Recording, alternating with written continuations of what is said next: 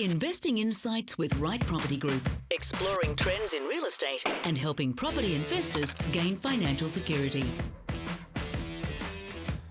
G'day everybody, Steve Waters and Victor Kumar back again for another fortnight filmed live version of Investing Insights with Right Property Group. And Vic, it's been such an eventful fortnight. It has been. Even since our last podcast in the studios with Phil, just between now and then, so much more news has eventuated. So many indicators have presented themselves, whether it be right or wrong, and open to interpretation, which we'll talk about today. But there's just been so much happening. That's right, absolutely. And we finally, flipped the R word, recession. We are officially in recession. Again, this is something that we did talk about in our live Facebook broadcast last week. And if you haven't already logged on to our Facebook Live, then I suggest you follow our Facebook page and you'll be notified when we go on live again. And you can go back and listen to it because it's up there forever. That's right. And ever. And what we tend to do in the Facebook Lives is we talk about what we think will be happening over the following weeks and months, but also look back retrospectively and talk about some of those big action points, if you will, that have driven the economy, whichever way it may go. But this fortnight, Vic, I wanted to talk about one of the most underreported statistics or pieces of data, and I did do a video on this on our Facebook page, I think it was a week ago, and that's around vacancy rates. Whilst there's a general headline figure for it, I don't think enough time is given to it because it's such an important part of the overall puzzle. It represents our cash flow. That's right. It represents the consistency of cash flow, which essentially in turn represents the value of the property. Now, it's something that not a lot of people will talk about. You know, it might be location, but without the cash flow attached to it, it's irrelevant. Well, it is irrelevant, and the value is affected accordingly. So maybe I also want to talk about commercial property and how that actually plugs into the equation in some way, shape or form around vacancy rates in a holistic point of view from a portfolio. That's right. Looking at it from a whole portfolio as to when to plug it in, or what metrics we'll look at. But I think you're right in terms of vacancy rates in the sense that the normal expectation is that the vacancy will be sky high because people are losing their jobs, people are not finding the properties easily in terms of finding a tenant. But our ground research and our ground experience right now is showing totally the opposite. This is the thing that I wanted to talk about. It is such a polar opposites of what the data and what the general media is talking about versus what we're experiencing. That's right. As you mentioned on in terms of ground truth. And we've always said that data is directional. However, the ground truth will give you the truth behind the data because it's that human element attached to it rather than some algorithm or data set that is just averages and the like. So, and I'd probably be crucified for saying this, but a lot of it is determined also by the journalists looking for story angles, and usually it's the negative angles they look for because they sell better. It gives greater readability. Whereas the feel-good stories don't actually get that readability. Yeah, until the tide turns, and then it'll be nothing but good stories. Correct. You know, how to become a millionaire overnight, and then that'll self-perpetuate from there. But at the moment, I would agree with you. The general media outlook is all about negativity and that there's blood on the streets and that the streets are littered with vacant properties, and it's just not the truth. So let's give some context first, I think, around vacancy rates in terms of those benchmark percentages, which is kind of the industry standard. So if we have, when they talk about a vacancy rate of 3%, that's, or say 2.5% to 3%, that's usually equilibrium. So that's where supply meets demand or vice versa. So things are quite solid. Anything above that, we're starting to see that tenants have the upper hand. There's probably too much supply, or the economic functionability of the localised economies may not be there. If we go down to a vacancy rate of 2%, we're starting to see a tight market and where we might start to see the rents ramp up again. But importantly, what it gives us, that sort of 2.5 to 3 and below, so down to 2, is a great representation of the consistency of our cash flow, which I'll come back to in a minute. When you get to a vacancy rate of circa 1%, you're in an extremely tight market where you start to see very good chances of the rents accelerating upwards, which in turn will then price will follow depending on the area. And it's an undersupplied market. Now that I've given that bit of context around the benchmark figures, let's talk about what the media is reporting today. Yep. Now, out of the 50-odd regions, 50, 52, 54 regions throughout Australia, major regions, there's only 4 to 5 that have a vacancy rate of over 3%. That's important. It's very important, and that includes our capital state and territory. So I think the vacancy rate, generally speaking, according to the media, was about 3.2, 3.3%.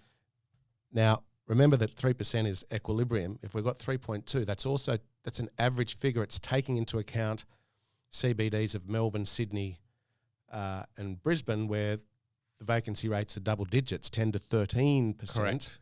So that's bringing up the average of that 3.2, 3.3%, which would then mean that on the far opposite end of the scale, you've got vacancy rates in some areas which are 1.5%, just to get to that, or even below 1%. That's right. Yeah, so it's important to recognize that a lot of these figures that are bandied around are average figures, because they have to even it out.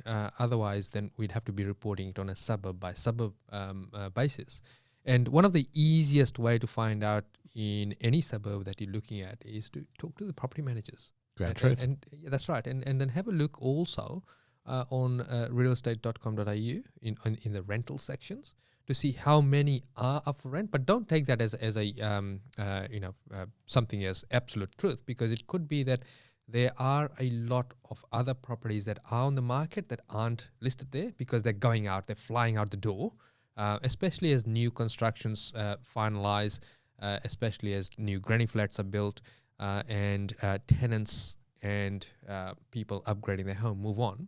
These properties come and go in the market. So it'll be sometimes in some areas you'll find that it lurches from oversupply to undersupply very, very quickly as the supply gets taken up by people renting out, right? So this is where you have to be absolutely spot on in terms of in your area, in your suburb, in your property, what's the actual rent right now? Do we decrease the rent? Do we increase the rent? Do we let it remain the same? Or do we make our property a lot more attractive in comparison to something else by giving it a quick once over? Haircut and a shave, That's as we it. call it. I think that's a really good point too, because if you get granular, which you should do around your properties, and I'll give you an example, is to then identify the types of properties within the suburbs. And I mentioned in the video that I did a week or so ago that there was an area or a client that I was sitting down doing a review with, and part of the things that we do with the review is to check the income and expenditure and how we can extrapolate more cash flow out of the portfolio or condense the costs. And we went on to the suburb where he had a particular property, and in that suburb there was only two houses for rent. In the whole of the suburb, 2 houses. I thought I'd made a mistake and maybe put in 26 bedrooms or something crazy. So we expanded that out to include villas, townhouses, units, so all residential accommodation. It went from 2 to 8 properties in a suburb. Now, why that's important is because firstly, the suburb isn't a one-trick pony town with a couple of people and a dog, as I think I described it. It's half an hour from the metropolitan city. In the region, however, when you analyse the data there and using ground truth from the other properties we've got in the region, the vacancy rate was below 1%, 0.75%. So you have a region with a 0.75% vacancy rate, extremely tight. Then within the region, you've got a suburb which had 2 houses for rent. Now, the media don't talk about that. And I don't know if there's an agenda behind it, or perhaps there's not enough wisdom, perhaps. Nonetheless, it's not being talked about. So when we get even more granular than that, if I use that example, we've not just taken general accommodation, we've actually drilled right down into the property type. Even down to how many bedrooms there is. So we're talking about houses rather than just the general vacancy rate, if you will. Because if I look at, I've got a few numbers up here in front of me, which is from July, to be fair. So that was the last statistical grab. Which is important as well, Steve, because a lot of these statistics, data and all that is a quarter behind, right? So 100%, when we are on the ground, we are seeing these changes playing out in front of us well ahead of where the media is. Yep. And let's use that as an example. Let's use some ground truth, if you will. So the Sydney City, so from July last year, it was a 3.5% vacancy rate. In July this year, it's 3.6.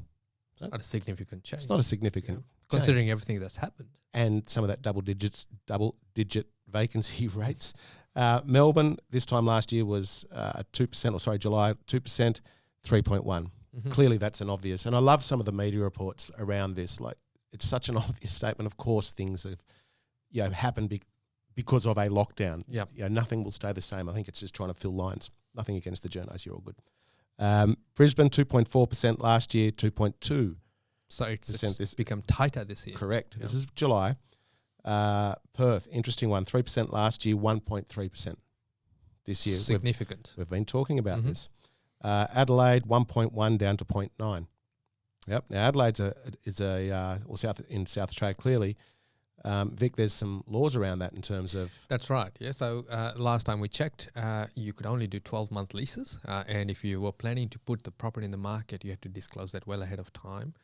So certainly with each state, you need to look at what the laws are, the tenancy laws are, as they morph, especially with what's happening in the markets today in terms of the lockdowns and all that. And equally importantly, as each state laws become more and more stringent, tilting a lot more towards the tenants in that sense, because by and large, a large majority of the population is renting at some stage in their life. So there is naturally a change in terms of how the legislation is formed, and then later on we'll start to see it tilt back towards the landlord. So it's always a one-upmanship all the time. It is, and it's never that point where everyone's happy.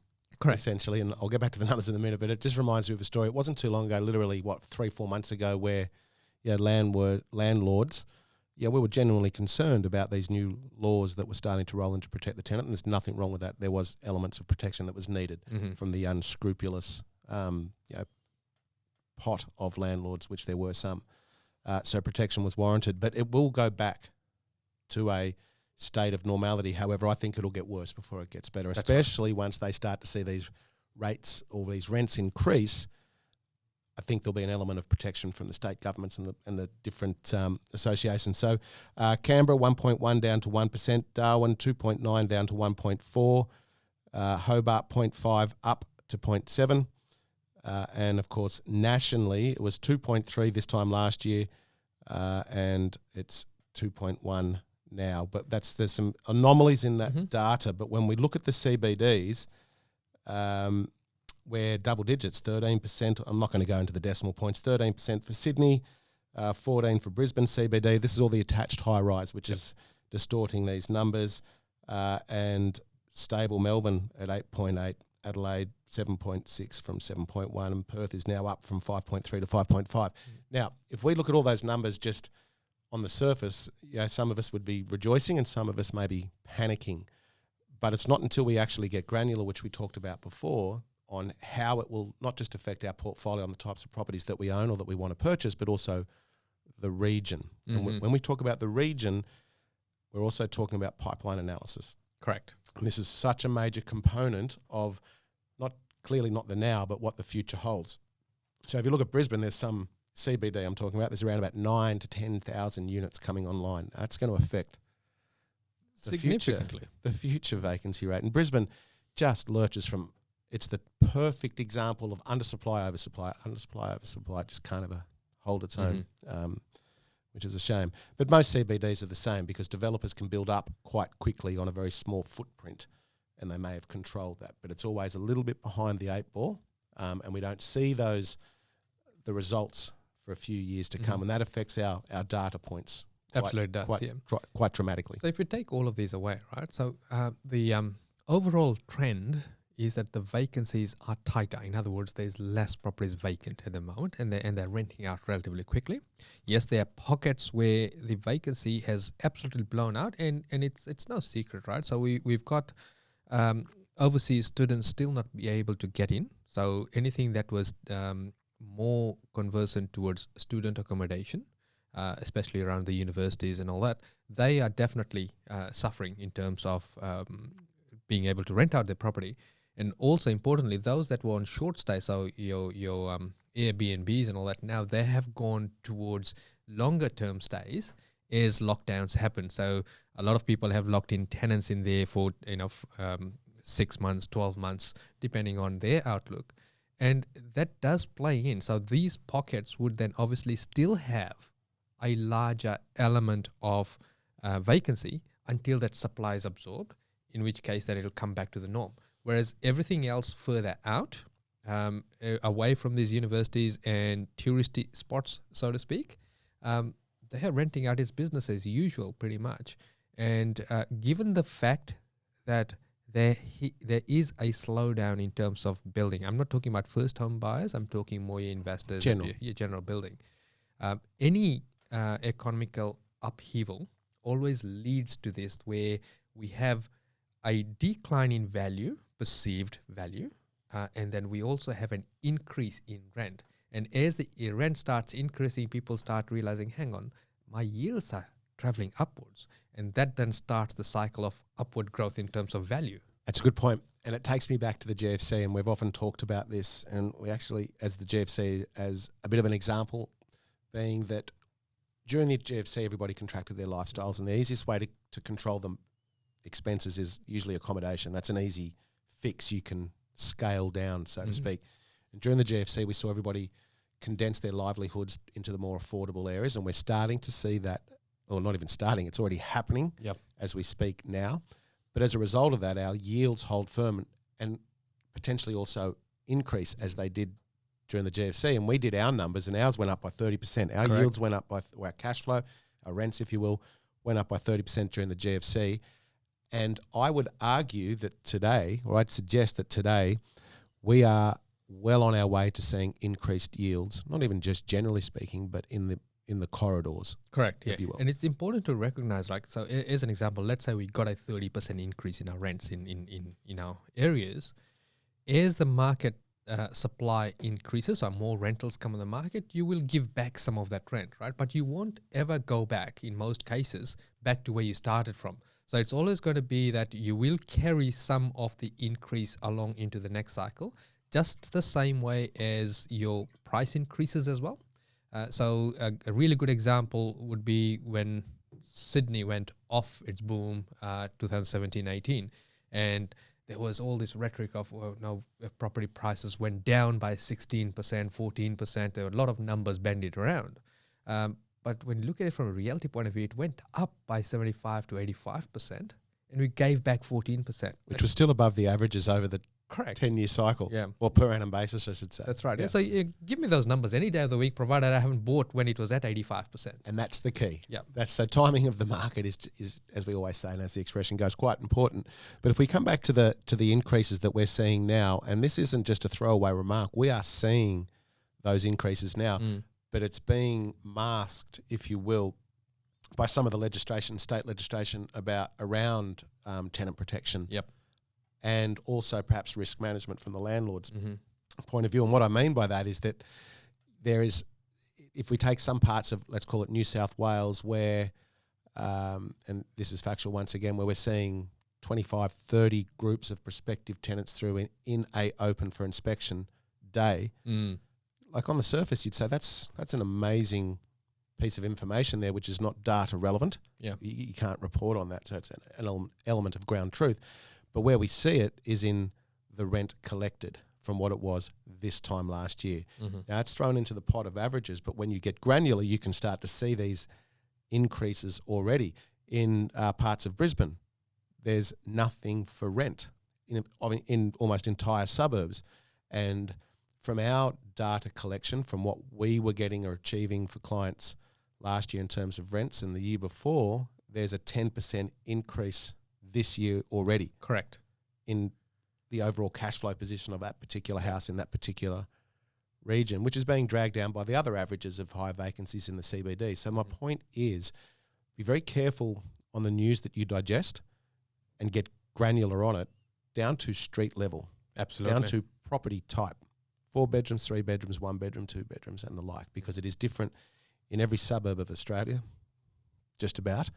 But what we're seeing is bigger differences on a state-by-state level. Perth is a great example in terms of the data that's flowing through now isn't what you would call seismic, enough to group hug and high five, but from a ground truth point of view, we're seeing immense shifts. And this is before the curve, because data's backward looking for the most. So it's important that we utilise what we know today with some of the emerging trends as opposed to being reliant upon past trends. Yep. Yeah, because data, as you said, is always backward looking. So you know what we're trying to do is look at backward looking stats to predict forward movement in that sense, right? So unless you've got the data as it unfolds in that month, in that week, you can't really make decisions based on just the stats that's available online. You need to actually be on the ground, talking to the agents, talking to fellow investors, and also doing a bit of analysis yourself. And sometimes it may mean that whilst everyone else is charging a higher rent, you keeping your rent the same because your property is not as fresh looking, as an example. So we're talking about consistency of cash flow. Correct. More so than anything there. And I think this is where, especially at this time of the year, and we probably should have talked about this subject maybe a couple of months ago, and in terms of lease periods. So usually they're 6 or 12 months. Yeah. Yep. And one of the things that we always suggest is never to have a lease ending sort of from the 1st of December through to the end of January, because it's not a very good time to be looking for tenants.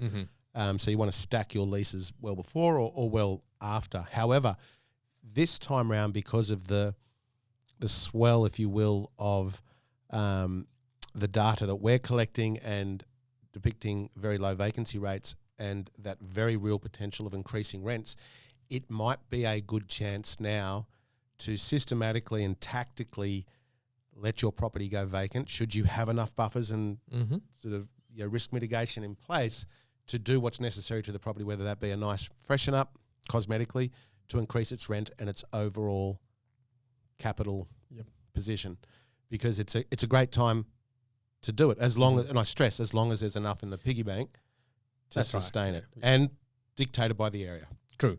So our last podcast with Phil, we talked about back to basics, and we did address these fundamental things, right? Because when you look at what's happening in terms of the general economy, so we've got the recession, which incidentally, again, data, we were already in recession when they announced it, because it's a quarter behind. And didn't you love the headline? Yeah, we are officially now in a recession. We knew that back from last quarter that it was going to happen. It wasn't as though it was a surprise. So that's right, yeah. So we're looking at the recession, obviously. We're looking at how loans are working now. So the Reserve Bank, when they announced that they'll keep the rates on hold, left the door wide open for further cuts, but they also encourage the banks to be a little bit more lenient in terms of lending, right? So a total shift in terms of sentiment. And then also, when you look at all of those, plus the fact that your loans are easier to qualify with, this is the best time to reset your portfolio, set up your foundations. You've got increasing rent. You've got values that are going sideways if they're not going, if they're not going up. They're not actually going down. Yes, there are pockets, whatever we say, there'll be pockets that will be counter-cyclical. And then you've also got a lot of incentives being thrown by the government. And so this is the best time to relook at your portfolio, reshape it, reset the foundations, perhaps then also start to look at, okay, with the interest rates as low as they are right now, you and me, Steve, we're actively looking for larger commercial properties in our portfolio. But for the listeners, if we already have a baseline of residential, perhaps this may be the time to have a strong, hard, serious look at commercial, but put very strong metrics against it. Let's just get to the commercial in a minute, because you said a really interesting point around the circumstances that we have today.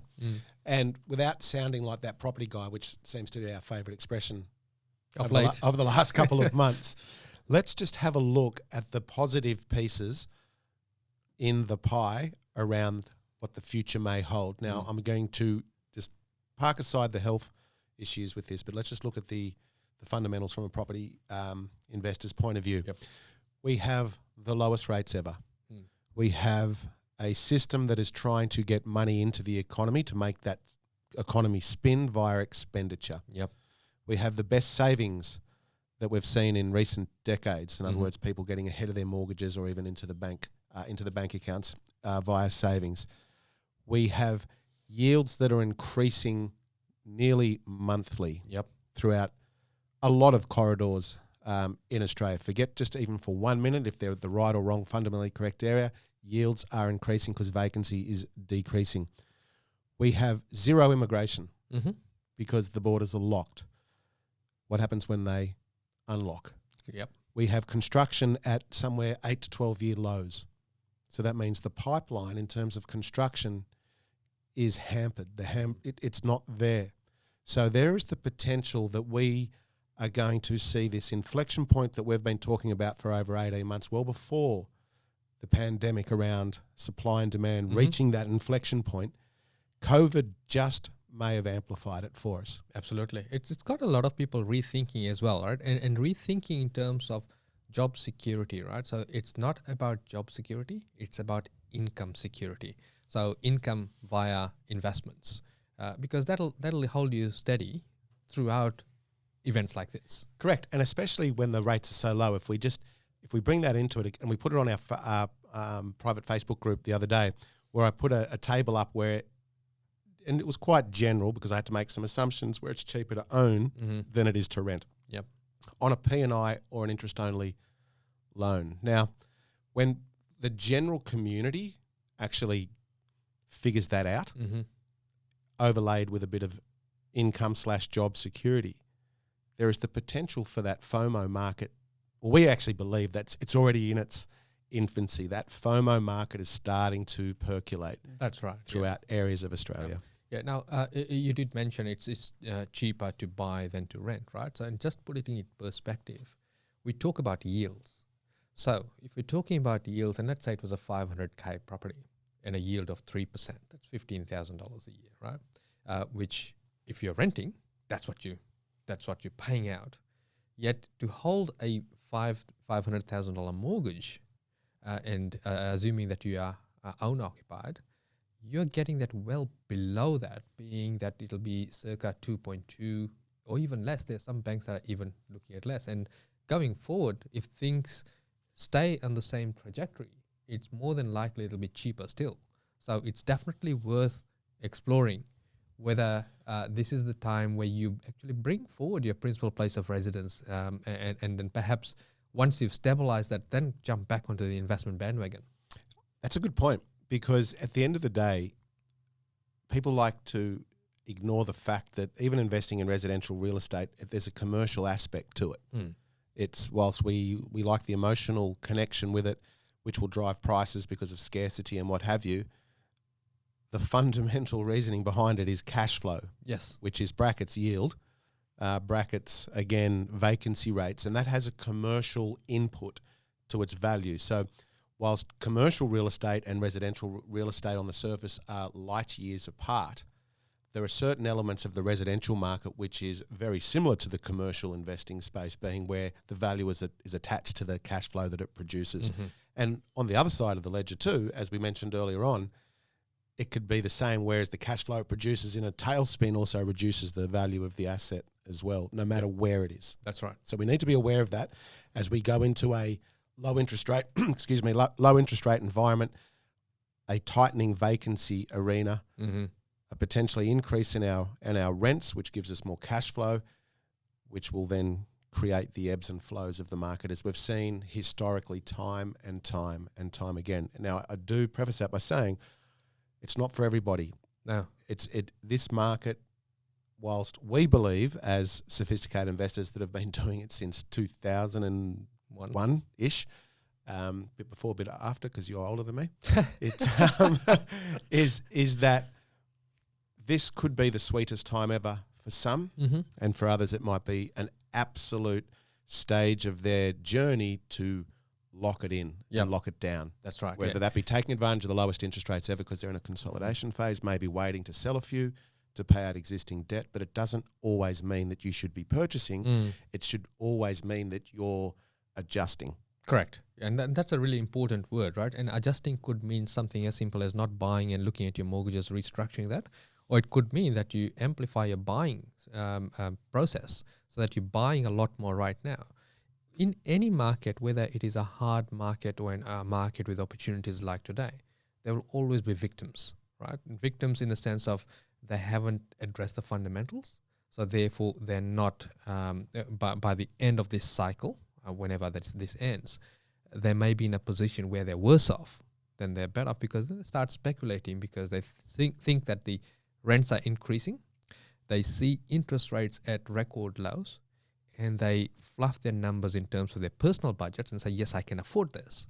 But that's where it comes back to, even though the rates are so low right now, you need to be prepared and leave buffers in place so that when the rates do go up, that you are in a position to cater for that as well. It's a good point. And there's the difference, and it's exactly between the passive investor and the invested investor, which is why we do our reviews, is to keep everybody accountable for their own portfolios and millions of dollars of debt that they have out of there. It's not something that you can just tuck away to the side and revisit, maybe once every year. Or it's something that's moving and morphing. It's a beast that you need to harness. More so than now. Yeah, more so than now, and keep everything in check, which is what we do with our clients. I would say, however, that whilst there's some very attractive opportunities, and as I mentioned earlier on, it is not for everybody. And one of the things that investors are always looking around is that cash flow component. Yes. And if they're not, they should be. Then you're not invested. If you're not worried about cash flow, there's something really wrong with your approach to investing. But one of the things that we see a lot of, and rightly so to some degree, is around the commercial space. Now, I mentioned earlier on that residential, to a degree, has a commercial aspect. Not to a degree, it does have a commercial aspect. However, commercial in its true sense, from an investing point of view, is a different beast once again. And we need to understand the reason why we invest in commercial and what is its job in the overall platform or portfolio that we have. It's not a matter of, we buy one because it just looks good or it seems to do the job potentially. It's such a more sophisticated approach because there's an elevated risk attached to it as well. Correct. Yeah. And the commercial in itself is very, very much tiered towards market sentiment. So if you look at right now, a lot of offices are becoming vacant or won't have their leases renewed as we reshape and rework how we working, how we conducting our businesses. A lot of businesses will start working from remote. They will downsize their office spaces and all that. But when you look at, say, the professionals, being your dentists, your doctors, and what have you, more than likely they'll remain stable, if not become larger in terms of premises. And this is where you need to look at it from a viewpoint of stability of tenancy, stability of value, and also where they are in terms of being able to offload it at some point in time. You won't be able to offload it as quickly as a residential property because, first of all, there are less buyers out there for commercial properties. Secondly, the finance operates quite differently.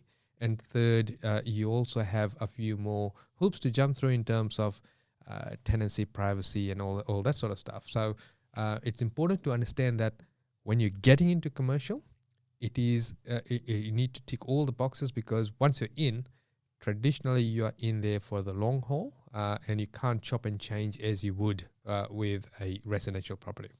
The liquidity within the commercial market is not there. Or it's certainly not to the degree of the residential market. Correct. Because quite clearly, as you point out, everybody needs a roof over their head. They don't particularly need a premises to operate out of. But you did mention, say, the medical field and the trends of, say, office space and some other businesses where they're moving from home because of our ability to work remote, but you're never going to see the dentist working from home pulling teeth from his lounge room chair or anything like that. So it's quite specific here. But with the commercial, the reason that people go into commercial is around the cash flow. Correct. We can paint it any which way we want, but that's what it's about.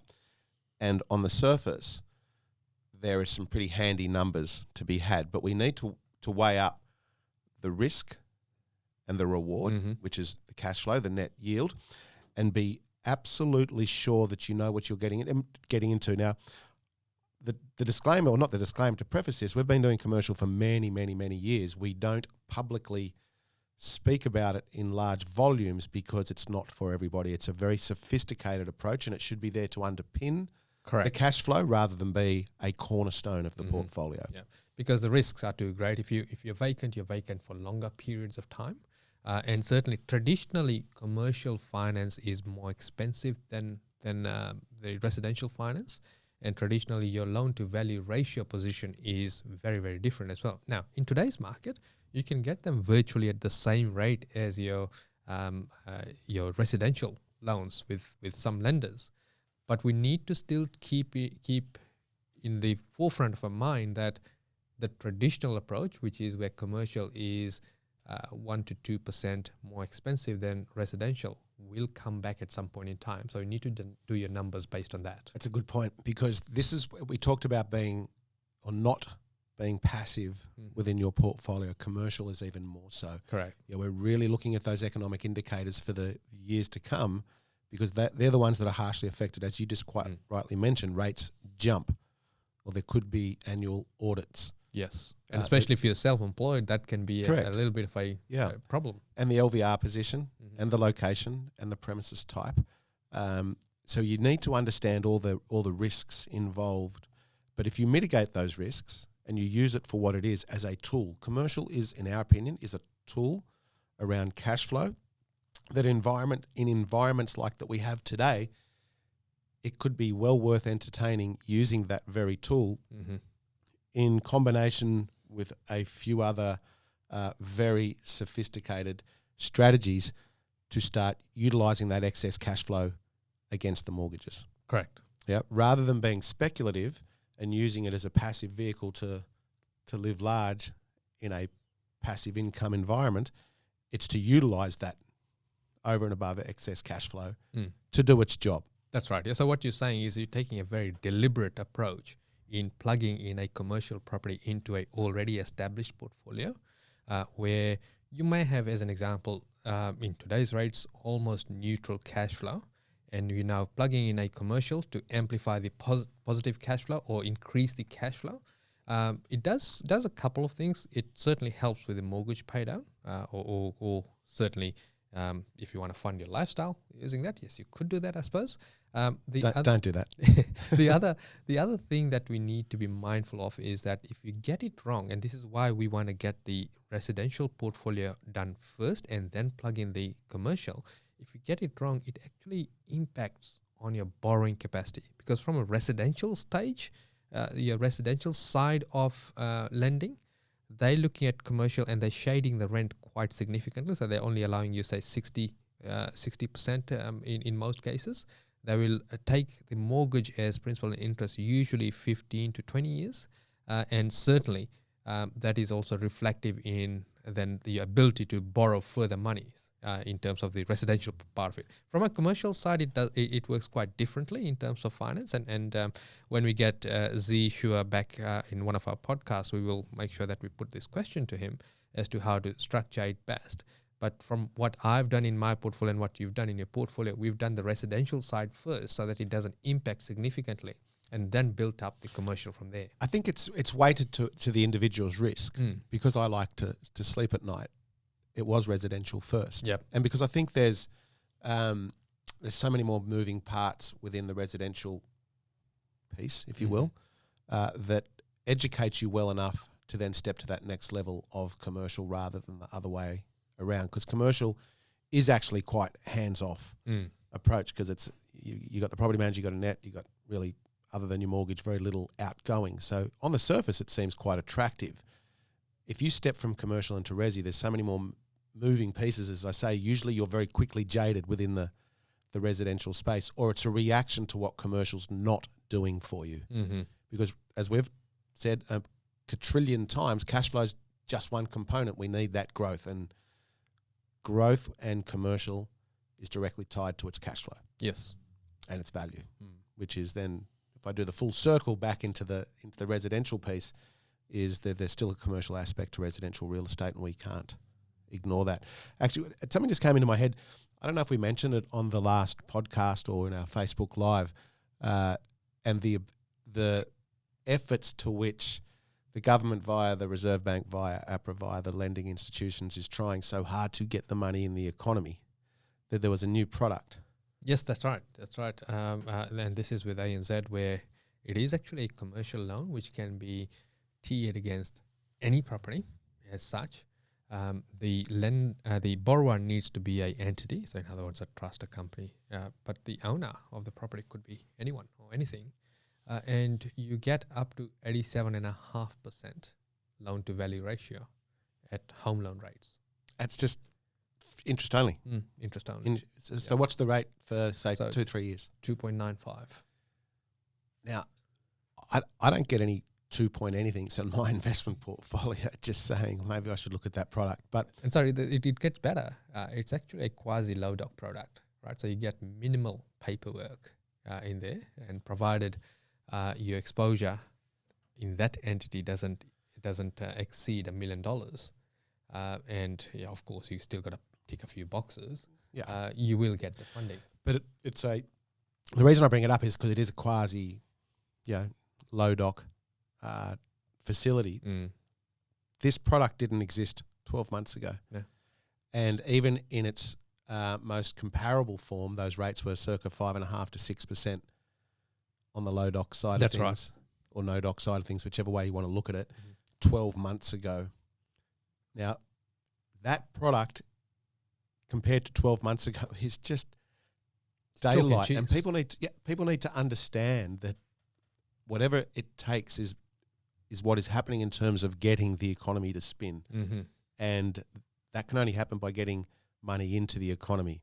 It's all good to have cheap rates, but if it's not being lent, then it's irrelevant. That's exactly right. And it also highlights the fact that you need to be doing constant reviews in a portfolio. And one of the reviews is whether your mortgage is still relevant to the market today, to the portfolio today, and to your circumstances today. Can it be sharpened? You should always look at that question. Can it be sharpened? 6 months ago, it was on rates only.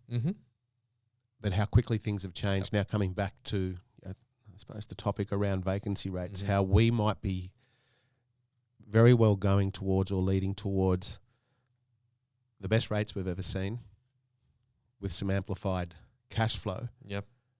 It's the double down that you play for, you train for. That's true. So to speak. And I think we might have said that probably 5, 6, 7, 10 podcasts ago. Everything up until now has been training. Yeah, absolutely. For this moment in time.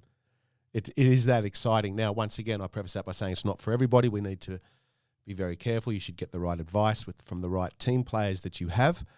But generally speaking, and taking away the actual health component of this, it's pretty exciting. It is. And again, like we said in the beginning, this is where you look at fundamentals first. You look at fundamentals. Back to basics. Back to basics. Otherwise, you will come out of this and you may not have given yourself the best chance. I want to add to it too. It's at this time where perhaps the unworthy, for want of a better expression, start to emerge. There'll be 1 million new Facebook pages. Oh, yeah. There'll be 1,000 more seminars. There'll be so many people that will jump onto that perpetuating bandwagon with the shiniest, most attractive new overnight sensational strategies. Yeah. I would urge everybody, keep it simple, keep it basic so that it's fundamentally correct, fundamentally safe for the different pitches and levels within the economy over time so that you can sleep at night and just keep focused. That's right. Yep. Don't chase this shiny stuff. Right? And we see it all the time. Yeah, we do. And if you look at it historically, there has been always, whenever there's a boom market, and more than likely, once all the lockdowns and all that finishes, we might get into a boom market, right? And every time you look at historically, every time there's a boom market, there's a lot more companies that come out for wealth creation, for personal development, all these seminars that pop up, right? And as the market contracts, these people disappear off the social media, off the normal beaten seminar tracks, and they then pop up again when the market is hot again. Because what they're doing is capitalizing on consumer sentiment and trends. Trends. And so when people feel rich in between the ears, they tend to spend more money. They tend to buy different types of properties, different courses, and so forth. So they're capitalizing on that. I saw a really interesting one in my email box the other day from someone who is offering, I don't know if it was 1 or 2 free cars for every property purchased. You're paying it. You're paying for that car. Yeah, it's not who free. do you think is paying for it? But they're an advisor as well, which is really one of those points for us, which is quite challenging and personal to us because of our advocacy within the industry. So my suggestion to everybody is make sure that whomever you deal with is adequately licensed, is adequately insured, also has the appropriate individual state licensing, and I think extremely importantly is that they hold a QPIA or a qualified property investment advisor ticket, if you will, because there's some longevity behind that, and there will be people, unfortunately, within the industry that will start to enter and be a little bit untoward. So there is some attractive stuff that's going to be coming through your media profile very soon. Beware of the cars and the flat screen TVs. What do we say? Anyone who's standing in front of a helicopter boat or red Ferrari, run the other direction, because it's just not quite true. So let's just bring it back and to wrap it up a little bit. The vacancy rates that we are experiencing personally and through our clients' portfolios is reducing consistently. Significantly and consistently, which is a direct reflection in the consistency of the cash flow and the overall cash flow position, followed by price or value, capital growth. Commercial has a real part to play in the overall portfolio. Be aware of the risks, the upside and the downside. The downside might be around lending, or it might be around shading, as we talked about, or you talked about. But as with any other asset class, commercial needs to have a direct reason for being there. It's a tool. For us, it's a tool rather than a result. For longevity. That's right. And then that way we get to the overall goal, which is the retirement of debt on our portfolio. It's just one tool that we get to leverage, one piece of the puzzle. Which leads to income surety. Correct.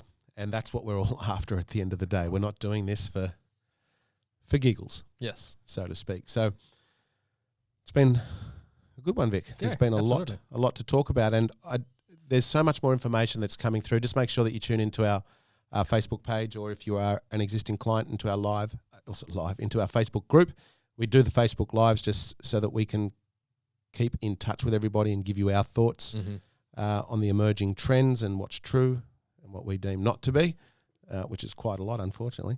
But also that it gives everybody a chance from an educational piece, because this isn't rocket science. No, rocket science. There's no secrets to it. It's just how you bring all the pieces together to make an educated decision. Correct. At the end of the day. All right, my friend. All right, we are done for another fortnight. We'll do the next recorded version. I think it's in a fortnight in the studios with Phil, and then back here again. We'll see you then. The information featured in this podcast is general in nature, does not take into consideration your financial situation or individual needs, and should not be relied upon. Before making any investment, insurance, tax, property, or financial planning decision, you should consult a licensed professional who can advise whether your decision is appropriate for you.